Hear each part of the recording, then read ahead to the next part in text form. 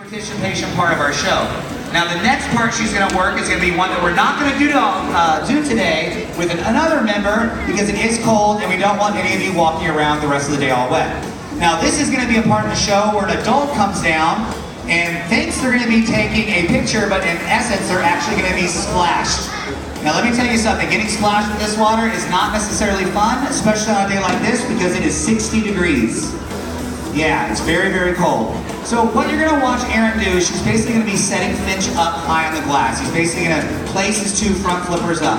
And she's going to be approximating him, pulling his flipper back, and doing a splash behavior.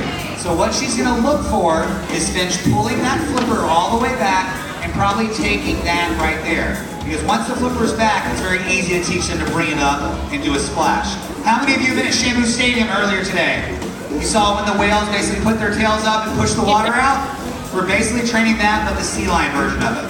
So what you're going to see Erin doing is you see she has one hand on his nose, or what we like to call his rostrum, and then she has another hand that's basically targeting that flipper back. So what he's doing is basically following her hand movement, and that's basically how we teach any of the behaviors that we have here. They've learned to target onto our hands. So that was a really good approximation for Finch. Those of you might not have been able to see a lot of it, but all she's asking him to do is stand at the glass and basically extend that right flipper out so that eventually she can ask him to push it forward. All right, let's give a nice big round of applause for Finch. Good job, Erin.